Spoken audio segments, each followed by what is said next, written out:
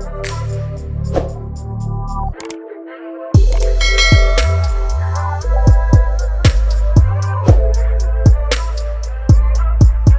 भारती जो किसी परिचय के मोहताज नहीं। उनकी एक लंबी कविता पुराना किला। आज़ाद भारत के 1962 चीन का आक्रमण और भारत की दुखद पराजय, जिसने देश के सारे सपनों को छिन्न भिन्न कर दिया था। और कुछ नेहरू, जिन्हें सारा देश बहुत प्यार करता था, पक्षाघात से पीड़ित पड़े थे। विचित्र ये था कि इस भयानक शून्य को भरने के लिए चिंता ये थी कि नेहरू के बाद कौन। और तभी ये कविता लिखी गई। 1963 पुराना किला। इसे आज के संदर्भ में जोड़कर भी देखा जा सकता है, क्योंकि कविता कालजयी होती। पुराना किला, धर्मवीर भारती। खामोश, बोल मत। एक भी आवाज, एक भी सवाल, लबों की हल्की सी चुंबिश भी नहीं, एक हल्की सी दबी हुई सिसकी भी नहीं। हर दीवार के कान और दीवार के इस पार का हर कान, दीवार के उस पार चुगलखोर मुंह बन जाता है। जहां शहंशाह हकीमों, नजूमियों, खोजों और नक्शानवीसों से घिरे अपनी जिंदगी की आखिरी रात गुजार रहे हैं। खबरदार, हिलो मत।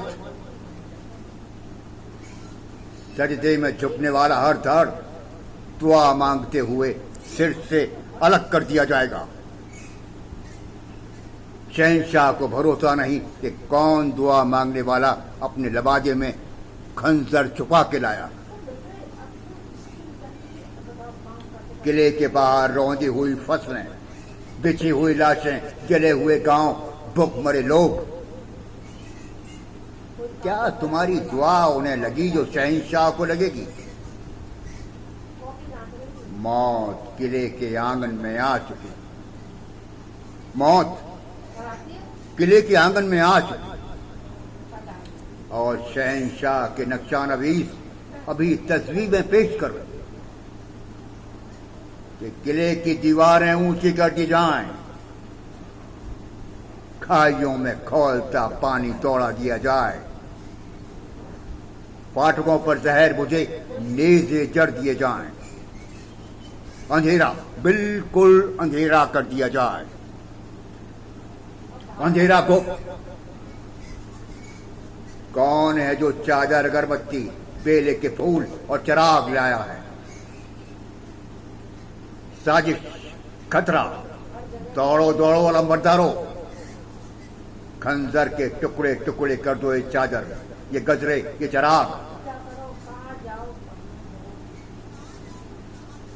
मान लिया कि इस सभागन के बाप, भाई, प्रेमी और बेटे शहंशाह की खामख्याली से ऊबड़ खाबड़ घाटियों में आकर खेत रहे, पर इसे क्या हक है कि ये उनके मजार पर इस अंधेरी रात चिराग रखे? उस टिमटिमाती रोशनी में मौत को शहंशाह के कमरे तक जाती हुई पगडंडी दी गई तो ना एक चिराग, ना एक जुम्बिश, ना एक आवाज। खामोश, बामुलाहिजा, रास्ता छोड़ो, पीछे हटो। जानते नहीं कौन जा रहे हैं? हंसो मत बेअदब। दुख की घड़ी दीवाने खास के खासुल खास प्रदूषक कतार बांधे अपने गांव लौट रहे हैं। ये हैं जिन्होंने दरबार को हर संकट में राहत दी। कत्लगाह में लुढ़कते हर विद्रोही सिर को इन्होंने गैंग की तरह उछाल कर दरबार को हंसाया। रियाया के आंसुओं से अभिनंदन पिरोए, खींची हुई खालों को ढोलक पर मढ़कर तुकबंदियां बजाएं। अगर मरते वक्त भी ये जहां पना के चरोपेच और अपनी दक्षिणा लेने गए तो इन पर खींचो मत, तरस खाओ। तुम्हें क्या मालूम कि ये बरसों पहले अपने कुटुंबियों, पड़ोसियों और गांव वालों की फरियाद लेकर आए थे जहां पना को असलियत बताने। इनके भयभीत देहातीपन ने जहां पना की दिल बस्तगी की और तब से ये भयभीत बने रहे दिल बस्तगी की खातिर। हंसो मत। इनके जरीदार दुपट्टों और बड़ी पागों पर ये बड़े लोग छोटा सा मुंह लेकर अपने गांव को लौटते हुए। इनसे इनके कुटुंबी, पड़ोसी, गांव वाले पूछेंगे कि क्या तुमने शहंशाह को असलियत बताई? तो किससे मुंह छिपाएंगे बिना इन पागों और जरीदार दुपट्टों के? पीछे हटो, ना समझो। कौन बेदर्द है जो मखौल में इनके दुपट्टे खींचता है, पगड़ी उछालता है? बादब, बामुलायजा। एक धुप धुपाती हुई बिडौल मोमबत्ती खुफिया सुरंगों, जमींदोज तहखानों, चोर दरवाजों और टेढ़े मेरे जीनों पर घुमाई जा रही। दीवारों पर खुदे ये किसके पुराने नाम फिर से दर्ज किए जा रहे। ये उन अमीर उमरावों के नाम हैं जिन्होंने कभी मोहरें और पुखराज, बच्चों के मुंह से छीने हुए कौर, नीलम और हीरे, औरतों के बदन से घसोटे हुए जेवर, चमड़ी की मोहरबंद थैलियों में भरकर शहंशाह को पेश नजर किए थे।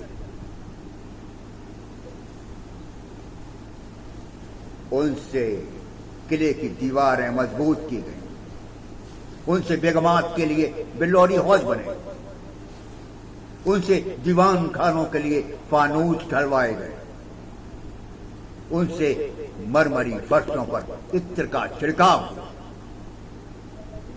उनसे इंसाफ के घंटे के लिए ठोस सोने की जंजीर डलवाई गई। और अब उन तमाम बदनीयत और अमीर उमरा के नाम कत्ल का परवाना भेजा जा रहा है ताकि खुदा के सामने पेशी के वक्त पाक नियत शहंशाह के जमीर पर कोई दाग न छूट जाए। एक धुपधुपाती मोमबत्ती, बिल्लौरी हमामों, अंधी सुरंगों, खुशनुमा फानूसों, खौफनाक तहखानों, इत्र धुले फर्शों, चोर दरबारों में से घुमाई जा रही है। दीवारों पर खुदे पुराने नामों की शनाख्त के लिए उनमें शहंशाह के हम प्याला, हमने वाला, जिगरी दोस्तों के नाम। गदर बजेगा मायूस आवाज में और शहर होते ही महल का मातम गदा खोल दिया जाएगा। लटके हुए काले पर्दे, खुली हुई पवित्र पुस्तकें। लोग मगर ज्यादा मुस्तैद हैं ताजपोशी के सरंजाम, पायताने बैठे हुए लोगों का मातम में झुका हुआ सिर, ताज पहनने के लिए उठने का अभ्यास करना चाहता, मगर बादशाह ने हाथ के इशारे से लोहार बुलवाए। वे ताज को पीट पीट कर चौड़ा कर रहे हैं। कल सुबह जब ताज पहनने के लिए सिर एक एक कर आएंगे, तब ताज कहीं बड़ा लगेगा और सिर बहुत छोटे, और एक एक कर इन सिरों से ताज और इन धड़ों से सिर उतार दिए जाएंगे। कल सुबह शहंशाह न होगा, बर्बाद मदफन उस पुरमजाग बादशाह का ये आखिरी मजाक अदा होगा, जिसे देखकर हंसते हंसते लोटपोट हो जाएगी ये वो तमाशबीन रियाया, जो हंसना खिलखिलाना जाने कब का भूल चुकी है। या मेरे परवरदिगार, मुझ पर रहम कर। बदनसीब खुसरो की आंखों में दागी गर्म सलाखों से ज्यादा तकलीफ दे ये इस बेडौल असलियत को अपनी आंखों देखना, और इसके बाबत कुछ भी न कर पाना।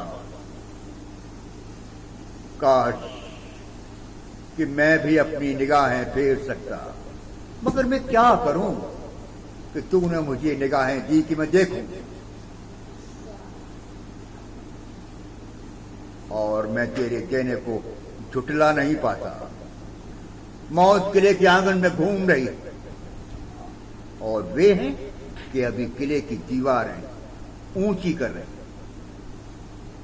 खाइयों के पास कटीले झाड़ बोए जा रहे हैं, जिनकी जड़ें कब्र में दफन नौजवानों की पसलियों में फूटेंगी। ओह, तूने मुझे क्यों भेज दिया इस पुराने किले में इस अंधेरी रात, जहां मैं छटपटा रहा हूं उस बेचैन चश्मदीदी पुकार की तरह, जिसे एक एक शब्द के लिए मोहताज कर दिया गया हो। खामोश,